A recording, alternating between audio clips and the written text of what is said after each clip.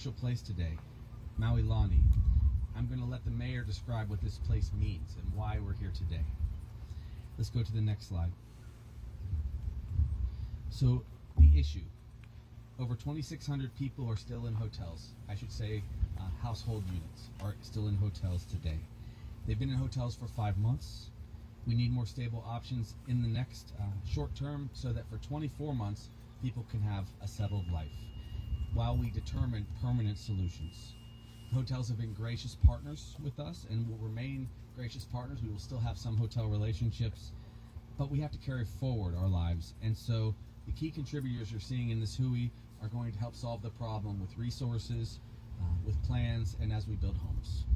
So now I think it's the time for me to hand the mic over to the mayor, and then he and I will break out some of the additional details. Mayor. Mahalo, Governor Green. Next, it is our combined pleasure to welcome Maui County Mayor Richard Bissen. Hello everyone, council members that are here, members of the Line Advisory Team, of course our partners. First of all, I just want to say today is about collaboration, it's about commitment, and it's about certainty. Those are the things we are trying to achieve through this effort of collaboration. We are here to solidify our shared commitment to our memorandum of understanding that we will be entering into. Our partnership aims to address the immediate housing needs of not only individuals and their families that are currently residing in hotels. This is an ambitious initiative, we understand. This is a bold time for us to extend housing support for up to 2 years, up to 24 months on ours, if I could have the next slide. So the timeline and the transition we're talking about, this commitment, as I talked about, this collaboration, it holds all of us responsible, all of us standing here accountable to deliver on these options over the next several months. And again, with much more detailed plans and of course timetable.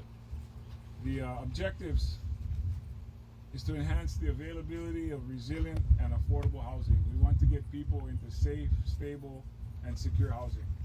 We all want that.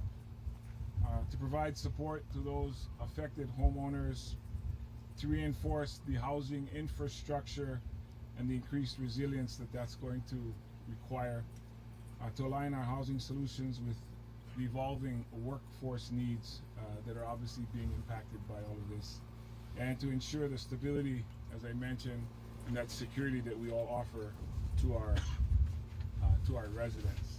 Governor's going to join me now to go over some of the long-term housing details, midterm and long-term housing. Yeah. So, make sure we're on the slide there. This is probably the most detailed slide we're going to have today, although we're going to break out the money numbers here in a moment. Again, mahalo to everyone who's participated in this HUI. This has been a lot of heartfelt work and an incredible set of partners in Hawaii Community Foundation, CNHA, in this latest edition, because we've been working closely with Red Cross for quite some time in the county. So some of this success is possible, or has been made possible, because the county council took bold action. The council and the mayor passed a bill that has given us a pathway to get more people to rent their short-term properties into the long-term. That's really important. You're going to see why. Now look in that first column here in December. In December, we were still at 3,000 plus. These are households, right? That's over 6,000 people were in the short-term hotels, in hotel rooms, really wrestling, because we didn't have enough capacity to have people move into condos and houses. We had, in December, going right down this list, about 160 households in the host family program. Mayor did a great job with that because it's very affordable and it's local people, local money. And then we had these other categories which were not very robust yet, other places that people could go live. So that was December, and now we're making some good strides, and the mayor's going to kind of break out where we're headed now, and it's really significant changes as you look at now in March. So I just want to talk about why this place was selected today, and I want to thank CNHA for helping to arrange this location and this event. So behind me, over to on my shoulder to the right, there are 17 lots that the county still owns, and our plan, with the help of Hawaii Community Foundation, is to put 34 modular units or accessory dwelling units on those properties just as soon as we can order them and have them on Maui. There are another 17 lots that we're all sitting at right now that the county actually negotiated with one of our other partners, Nahaliwa Maui, and we're going to discuss with them the possibility of taking some of these lots and using them in the next 2 years to house, again, another 34 units on this site. The other pieces of property have already been spoken for by the Maui Health Foundation, and so we know that's being used in a positive way too.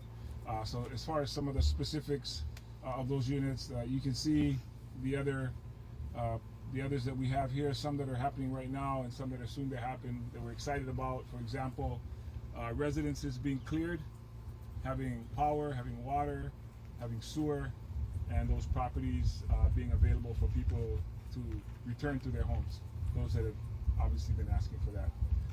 So again, some of the other details, add up to about 1,500 of the homes that we're hoping, units. And there's more work to be done, everybody. I just don't want to fool anybody.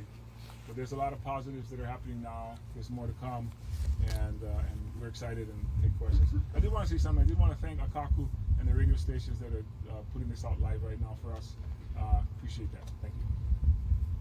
So as Mayor reflects on that, then we're going to turn this over to Micah. You can see what he's saying when he says that right now we're making progress and we're now up to 1,459 available spaces for people to go live. In fact, Stuart is sitting in someone's living room right now of the future. Okay, this is going to be a unit, as Mayor pointed out. But our aspirations are to get enough long-term rentals converted over for us. We need that. And so if we can make an appeal, and I'll say it, and I know a lot of people are going to say, please look into your hearts, take up the offers that are being made by all of our partners, FEMA, DHS, CNHA. Look into your heart and rent your short-term rental long-term for a fair market value. Take advantage of the tax breaks, property tax breaks that the county has generously offered. That is where this 1,500 number will come from. And you will see us then progress by the time we get to July to have a lot more housing for people so that we are stable for these 2 years. Mahalo, Governor Green and Mayor Bissen. Moving forward, please welcome Hawaii Community Foundation President and CEO Micah Kane. Aloha kako. This MOU is much more than just a funding agreement. I look at it as an operating agreement. It's an accountability document, as Mayor Bissen said. It's going to be something that we're going to be able to develop a scorecard and a dashboard to be reporting out our performance over time. It's also a result of the convening of the Maui County Recovery Support Function. And I really want to give a shout out to Josiah Nishita, current managing director, along with his deputy, Keanu Lauhi. Their ability to convene, the 6 of us on a weekly basis, to get our input, to give us their input has really been, this is a work product of that effort. So I really want to recognize their leadership and their commitment over time. I also want to acknowledge that this document is really about recognizing roles and responsibilities. And while disasters have pretty traditional phases by which we go through, this was a complex one. And so figuring out what role we each can play in a very efficient way so that we can do the best work for the families that were affected was at top of mind when we developed this MOU. I think it also aims to scale a lot of the pilot projects that occurred throughout these convenings. Early in the process, thanks to the leadership of CNHA and Kuhio Lewis, the first program was launched with the host family program. Today we have 200 families that are benefiting from that. We have 200 families that are receiving resources for that. We also recognized from Kuhio's data that we needed to pay more, and it had a little bit too short of a shelf life. And so we increased that to $500 from $375 and up from $1,500 to $2,000. So we're hoping that's a little bit more of an incentive and a way in which the pilot project kind of reacted to the market demand. And so we think there's another 500 in there. I think based on what's in CNHA's pipeline, we think that's a very viable goal, and that's why that number is there. A couple weeks ago, we launched the short-term rental conversion program, the leasing program, again through CNHA out at Kihei. In the first 24 hours, 450 applications came in. So we think that there's promise there. We don't think our numbers are unrealistic, and I think Kuhio and his team are providing really good data to help us understand that market so that we can transact accordingly. And then finally, the ADU program that the mayor and the governor had talked about. Again, another pilot program that is being launched both by the county as well as CNHA that we think has huge promise for us. When you look at the 1,500 units that sit in the short-term rental or specifically the short-term rental, we want to drive that number down. We want to do as much permanent build as possible, and I think that's really where our performance is going to be measured. So we're really excited about that. This really commits members over time. We're ready to roll up our sleeves. I think this is a major, not just a financial commitment, but a moral and value commitment that we should have to the people of Maui that were affected. And then finally, I just want to give a big shout out to Red Cross and to FEMA. They've been great partners. Red Cross really stepped up, in the host family program in partnership as a major funder. They've been at the table with us, at every week. And I also want to recognize Bob Fenton from FEMA. I mean, the guy's a bull, and we just really appreciate, his presence in the work we're doing. So on behalf of our organization, really want to thank you folks for the work that we're all getting to do. Mahalo. Mahalo, Micah. Up next, it's my pleasure to introduce Council for Native Hawaiian Advancement President and CEO Kuhio Lewis.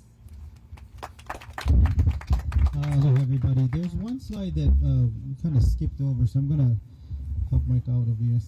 This is the funding slide. You want to come explain the funding slide? So this is essentially what's going on right now is everyone's throwing some money in and focusing those resources on housing. We know it's priority one. So of course, coming in big is our federal government, FEMA. The state of Hawaii is also committing a large amount of money, $150 million. The county of Maui is committing $40 million. Hawaii Community Foundation with $50 million, and our peanut $5 million from our Kaka'o Maui fund, as well as another $5 million from other philanthropy. But this is again a coming together of all of the entities, and I think this is an underlying challenge that survivors might be seeing is like there's so much going on. How do we access it? How does this matter? How does all of these different programs, whether state, county, private, how do they work together? And so this today is, in addition to just, it's about, here's the plan. Here's how we're all working together, how these resources are going to support a path forward for us. I want to give recognition because I just think it's important that, everybody has kulana. They all have responsibility. They have a role. And, I want to give a shout out to those that have been down in Lahaina on the beach calling for housing. This is, at the end of the day, this is in response to that kahea. Like we also recognize how important it is, and now we're responding. So shout out to you guys. Thank you for holding it down, for keeping the pressure on. Also our Lahaina Advisory Committee who's here today, members of them are here, who got to feel the brunt of it from that community. Mahalo for your kokua. I also want to thank the over 200,000 donors that have supported both Hawaii Community Foundation and CNHA's funds and other funds out there. This today is a result of all of your contributions. So your money's at work, and I think it's important to recognize all of those donations that have come in. Mahalo nui from really the bottom of our heart on behalf of the Maui community. We're now going to start ensuring those monies start hitting the mark in terms of housing. A constant theme that has emerged from survivors that we've experienced and heard is that it's so difficult to navigate the myriad of programs that are out there. And so we launched the Kaka'o Maui Resource Center, which over 4,000 people have taken advantage of. We've appealed FEMA decisions through that resource center. We've been very successful. And whether it was Red Cross resources or whether it was even mental health challenges, that has become a go-to for our community. It's a cultural-based approach to helping families where they need it. Now we've launched an online version, helpingmaui.org. So, for those that can't physically go to Kaka'o Maui's Resource Center, go online. The same resources and information that's available at the Resource Center will also be available on helpingmaui.org. And helpingmaui.org is really our version of a matching tool. It's kind of like our version of Airbnb, where landlords can go apply their units and survivors can go seek a unit, and then we match them up. So if you're looking for housing survivors, go to helpingmaui.org. If you're a landlord and you want to kokua, support these families, go to helpingmaui.org. It's a centralized site for both sides. And just in closing, we're here to help. CNHA, if there's any one thing that we can do, it's distill information, it's break it down, and making sure that you can access these programs and the help that's needed. And just in closing, hang in there. We're coming together. We're here to help. And my aloha to all of you, and look forward to continuing that support.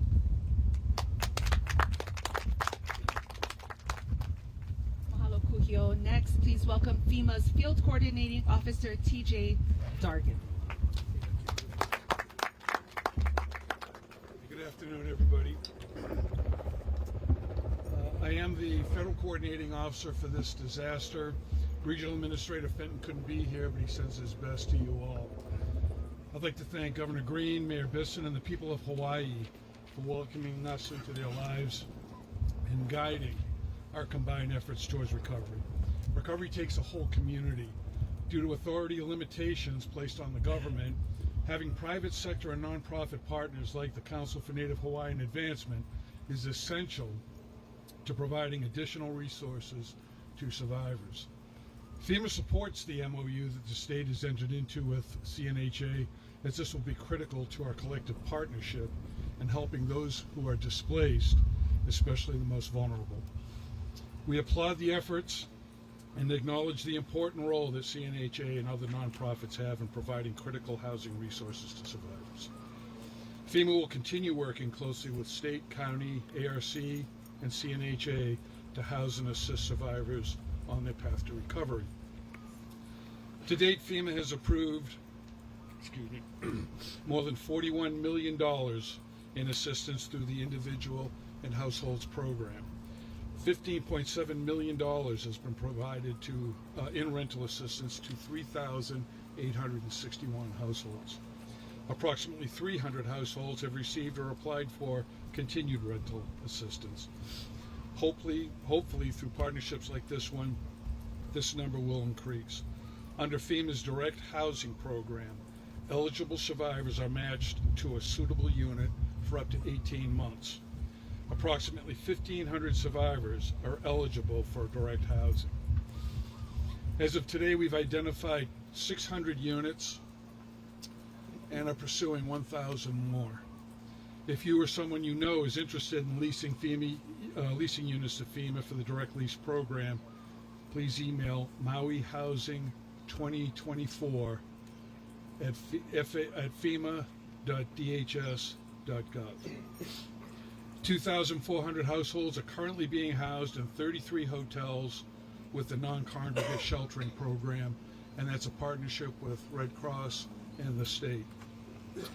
We estimate $200 million in FEMA reimbursable costs have been put out so far. Our goal is to move these survivors into more safe and secure housing within the next 30 days. We're leveraging the direct housing program, evaluating the need for group sites, and supporting the relationship mentioned today to make this happen. To ensure the needs are met of the most vulnerable survivors, we ask those in hotels to return to their residence as soon as it is safe to do so. We also ask those who have insurance or alternative housing solutions to leverage these resources so help is focused on those who need it the most. While NCS is slated to end on February 10th, 2024, we have received an extension request from the governor. We're evaluating this request for those that are eligible for FEMA assistance and do not have alternative housing options available. FEMA is committed to ensuring that every eligible survivor receives a solution. As we continue reviewing this request, I want to reiterate that any extension would be for hotels only, as we're actively pursuing condos for survivors in our direct lease program. FEMA is here for the long haul. We will be here to help survivors transition into safe and secure housing, and we'll be here to see Lahaina recover. Thank you.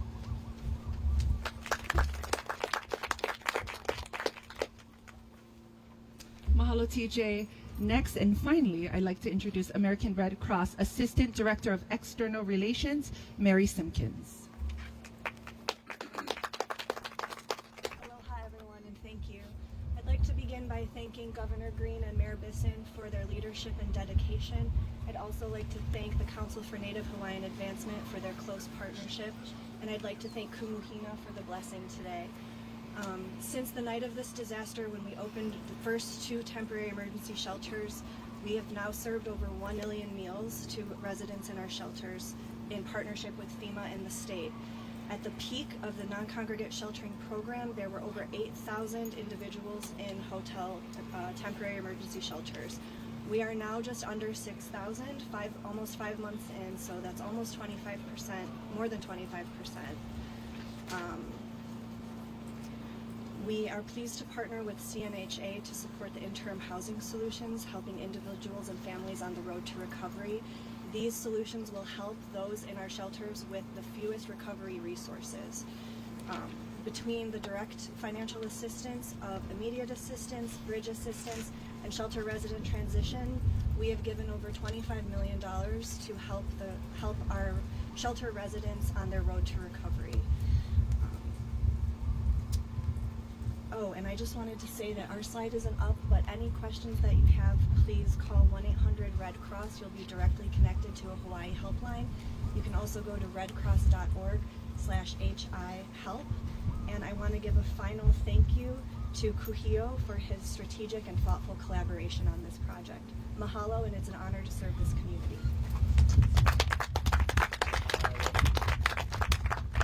Mahalo, Mary. Now I would like to welcome questions from the media. Please raise your hand and await my acknowledgement, at which time you will be asked to state your name and news organization before proceeding with asking your question. In the spirit of allowing, Chelsea already has her hand up, you'll go first. In the spirit of allowing everyone in attendance the time to ask a question, we kindly request your kokua in raising one initial question per media outlet. You're welcome to ask additional questions after all media outlets have had their chance to ask a question. Mahalo nui, and Chelsea, you're up. Hi, Chelsea Davis, reporter for Hawaii News Now. I know there's been some controversy surrounding development in Maui Lani with Iwi Kupuna. Just wondering if that was taken into consideration with this announcement and if it was included in this part of Maui Lani. Chelsea's question is around the site that we're here today at Maui Lani and Iwi Kupuna, potentially some controversy over that. Thank you, Chelsea. We will make sure that we have cleared all of those before we begin doing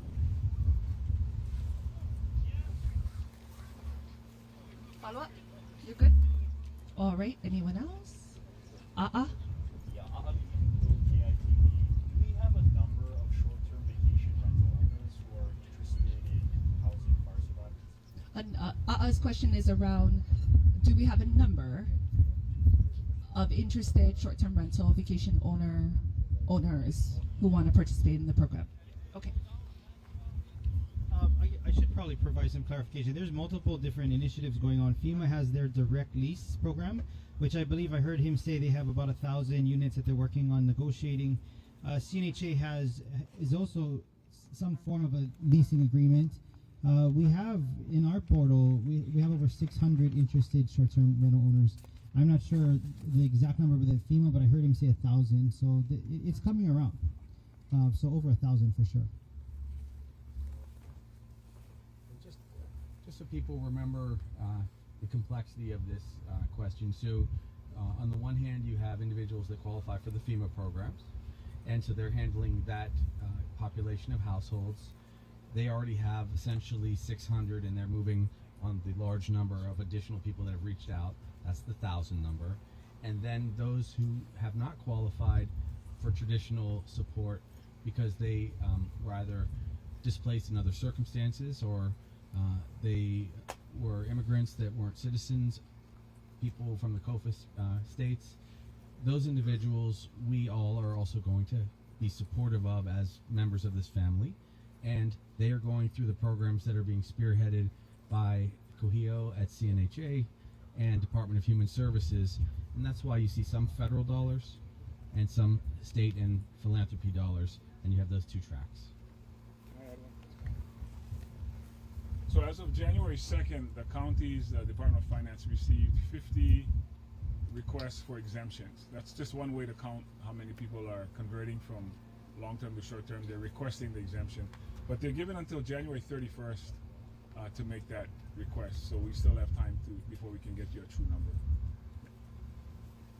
I just think I should add that. I think I should add that there are, according to the county tax records, there are over 27,000 short-term rentals in Maui County. So there's a lot of rentals that still got to come forward. In our experience in talking with a lot of them, they're just trying to understand the program better, understand the tax incentive better, and so that's kind of what's underway right now. Is we are educating them. We are trying to get them comfortable with the program. So we expect more to come forward. Stu? Yeah, so following up on that, on Trujillo's, what you were just saying, this seems like a lot of work. I mean, we're talking 1,500 in total right now. You're talking to people, the mayor's having to talk to people. Can you explain to everyone how these negotiations happen, just the mechanics of going from 50 in December to 1,500, hopefully, in March? Stu had a very long question, which boils down to, can you walk us through 50 now to 1,500 the end of the program? How did they do it? Right, the mechanics of that process, the number change. So I'll have FEMA add some complexity to this answer too. So right now FEMA is negotiating with a lot of support. They have 3 property management companies that they're working with, and in addition to that, they're also able to negotiate with some large property owners that have hundreds of units.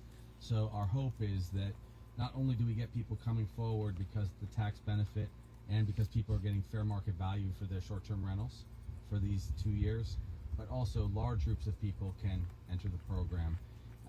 It is a complex process, which means that in some cases it's been one by one by one, but once people understand that they're going to be given a fair market value for their short-term rental, which is a lot of money, and the tax break, this is a good opportunity for people to put their hand up and say they want to support local families and to enter into this plan, because once we have housed everyone, other people will not actually have as good a deal, honestly, and they will have done something very special for all of the people here in Maui.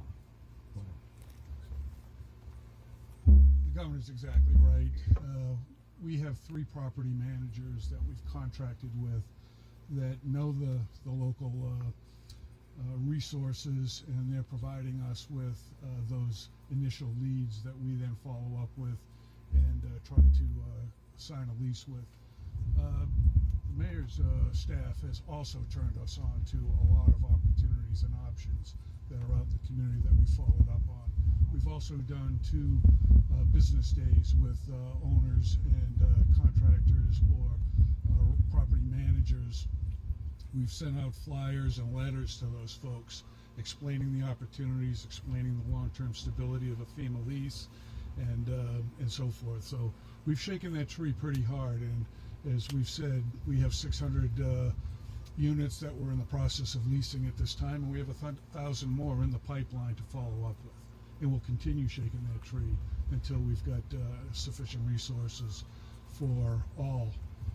We also will turn over those options that we can't close to like CNHA and other entities that are also pursuing these kinds of leases, but not within the FEMA pipeline.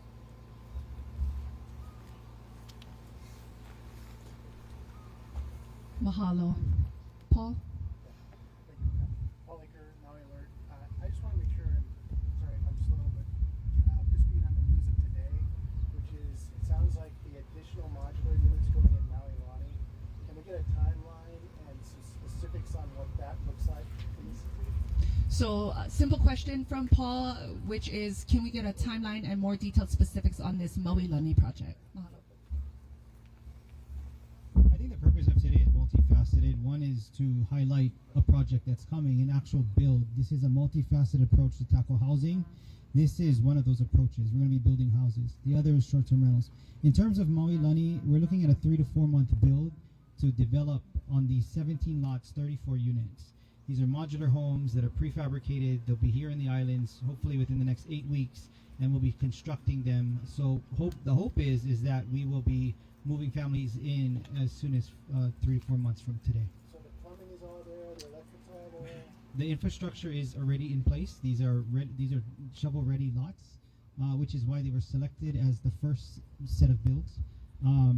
But of course, earlier we heard comments about archaeological concern. We gotta make sure all of that is clear before anything progresses. But this is the lowest hanging fruit right now, and that's partly why we're here today. And how do people get signed up? I mean, who's getting in? So there's going to be a process, or of course we're going to probably prioritize those that have families first. But we haven't determined what exactly that criteria is. We'll be working with the county to figure that out. What I can share is this is county land. Hawaii Community Foundation is going to be financially committing to purchasing the units, and CNHA will be helping with the getting the families into the units and managing the property for the next few years. I can add to that. Thank you for that. The other reason is we own this land. This is owned by the county, so we don't have to negotiate with a landowner. I also wanted to share that we've also been identifying lots for accessory dwelling units, vacant lots, similar to this. We've identified over 200 of those, and if we combine them with some of the areas that are not vacant lands, there's about 500. And so we're pursuing that as well.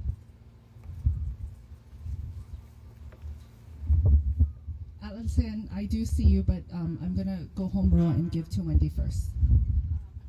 Wendy Osher with Maui Pacific Media Group. I was just wondering if you had a timeline for all the people that remain in the hotels, when they're going to transition out, and how often they're still moving. Is it monthly?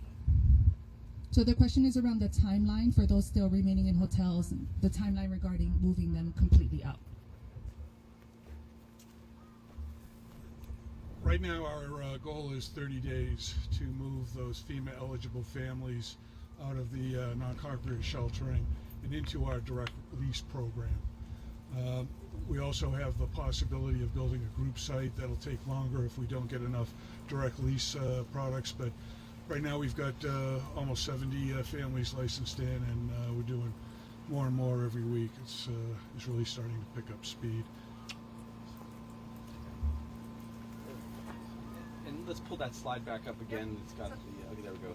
Yeah, if you look at the March 1 date, it's kind of our goal, to have everyone that can possibly be moved from the short-term hotels into all of the other different options, which is why we maintain some hotel rooms. Which hotel rooms are we in? Royal Lahaina. Yeah, forgive me. Royal Lahaina and Hagai, which was mentioned earlier by Micah, are still hotels. There are a lot of different types of people in the circumstance of being displaced. Some, of course, are workers at the hotels, single men or women that are there already. Makes some sense. So we're trying to make sure that each family circumstance fits these many options. But the quicker we get people out of the short-term hotels, the sooner they have some normalcy in their life. And also, it's just very difficult to stay in a hotel with that little space. So that's the reason. And let me just say, from a heartfelt space, we would have loved to do this sooner rather than later. It's just a long, complex process to build or to get a major transition from short-term rentals to long-term rentals. Now that the holiday season has passed, is more than time to give every possible option. And we've begun the process in some cases, but as you can see, and you heard before, about 25% of people have been able to be moved from short-term hotels. And to address the portion of your question about hotel moves, our next big move is not scheduled until the end of the month, but even that, like all hotel contract deadlines, our national lodging team is actively working to extend those for as long as possible to ensure the stability of our clients. I also want to mention that as individuals and families move out of their temporary emergency shelters, our shelter resident transition teams are standing ready to answer any questions and concerns and treat each individual as an individual and make sure that they're comfortable moving into their next chapter. Thank you. Okay, Allison, I appreciate your aloha kindness and most importantly, patience. Go for it. So Allison Schaefer's with the Honolulu Star Advertiser. Earlier, there were a couple of sticks that were discussed to try to get us to the short-term rental conversions that we needed. Among those was a possible moratorium, as well as maybe tax increases for those that weren't participating. What benchmarks would we need to hit in order to, are those still, I guess my question is, are those still on the table? And if so, what benchmarks would we need to hit to avert either one of those, or are those going through regardless?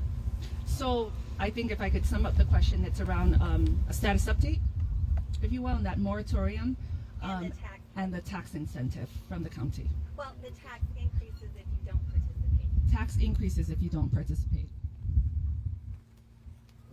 One of the large purposes today was to show you this slide. And if we meet these milestones, it's very unlikely we'll need to invoke the moratorium on short-term rentals. You heard good news today, and we're giving you so much data, we have had some concern that some of the key points could get lost. One of the key things that's been shared was the fact that FEMA already has had 600 successful encounters to get people into contracts so that we can get people into long-term rental status, and another 1,000 that are kind of teed up. That alone, if we have great success there, really will meet most of that part of our priority. Again, we are not going to allow people to go without shelter or to become homeless. So we're going to update people every about 2 weeks, but it looks like we are good until March 1st at this rate already. And we would really like to have a long game on the way we address short-term rentals, which is give people an opportunity, if it's possible, for them to gradually transition from short-term rentals to long-term rentals permanently. You will see legislation from our administration this year that will give people some tax incentives if they transfer out of the short-term rental market and sell their home or lease their home to local families. It's going to be a signature part of what we work on for this year at the legislature. As far as the county and in having to increase taxes, I'm glad we have some of the council here today. As we explained to them, it really depends on what our revenue loss is from those who participate in the program. We've heard multiple approaches to trying to get people into longer term housing. So it depends on whether or not we needed to use 2,700 short-term rentals to get that to happen. If we don't have to on our end, then that'll impact our loss of revenue. But if a big part of that is ours, I'll be going to the council asking for increase in taxes for all the other units that did not participate, so they can help by making up and shoring up that shortfall. Mayor, do you know how much you're proposing to ask for, or would that depend on? No, so it depends. The short-term rentals, the timeshares, and the non-owner occupied homes are taxed at different rates, approximately $5, $8, and $11 per $1,000 that they earn. So if they all come from one of the three, then that'll tell us what our lost revenue is. If they spread out between the three, obviously we got to do more math. But we're gonna, if we lose 20 million, for example, then we're gonna have to raise taxes that equal $20 million or more if it has to go to the recovery. But that's why we can't give you a number right now until we know how many people participated. But you'd be looking to raise taxes just on the short-term rentals that didn't participate to get to No, those three categories that I just talked about. Yeah, that's correct. To get to the 29. Yeah, that's correct. Final question will go to Chelsea Davis. What's the plan for the previously homeless Lahaina fire survivors? Is there any, I don't know if that's for Red Cross. Repeat one more time for me. The plan for previously homeless Lahaina fire survivors. Chelsea's question is around what's the plan for the previously homeless as a result of the Maui wildfires?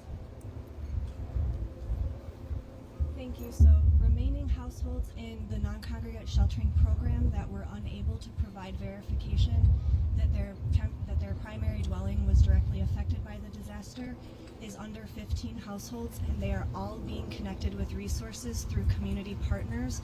Those efforts are ongoing, and I can't share complete information yet, but the hope is to connect them with temporary housing solutions as well as any medical needs that they might need. Yeah. For FEMA, actually, can you tell us if we had a government shutdown, how that might affect Go ahead, Paul. thank you.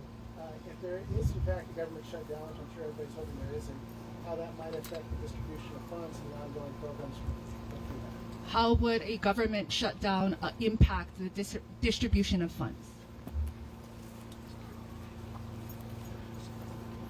FEMA is funded through what's called the Fund Code 6 line. That is no year money.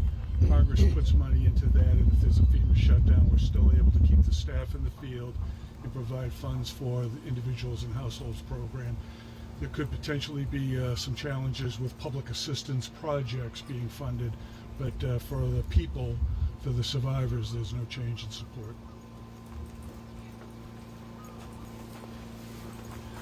So just we're going to close, Mayor and I. Please come, Mayor. The key today is collaboration. Thank you, everyone, for acknowledging this partnership. It is a lot of work, as was mentioned on several occasions, and a lot of complex work to provide care for people. And the mayor's been an extraordinary caring leader, and he has been aided by terrific people to bring us all together. So we're grateful for this hui. It will make a large difference. Yeah, I just want to say thank you again to all of our partners behind us, as well as those that are not with us right now, because there are many, many, many organizations that have put their hands together to help us with this, and I can't say thank you enough on behalf of our county. So, mahalo. Mahalo, everyone. Hau'oli makahiki ho. That concludes our press. Sir.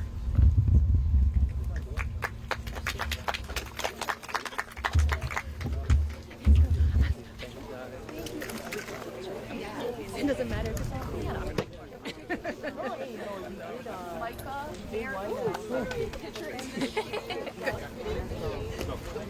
It's what you do.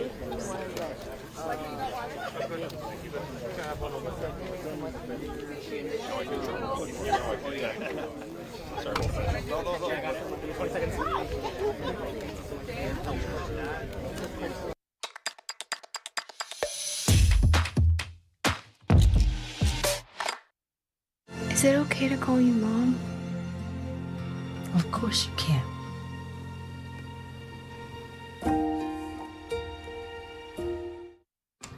Adopting you was the best decision in our life. And I am so proud to call you my son.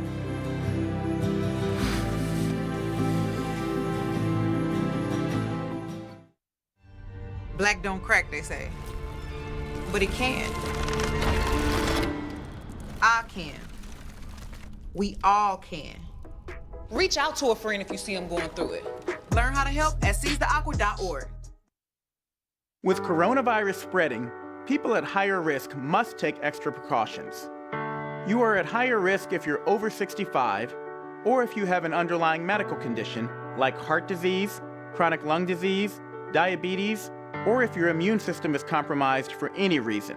If you're at higher risk, stay 6